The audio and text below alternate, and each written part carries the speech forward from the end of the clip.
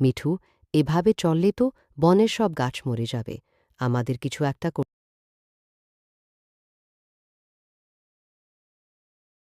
নীলু, আমি শুনেছি পাহাড়ের ওপারে একটা জাদুর কলসি আছে।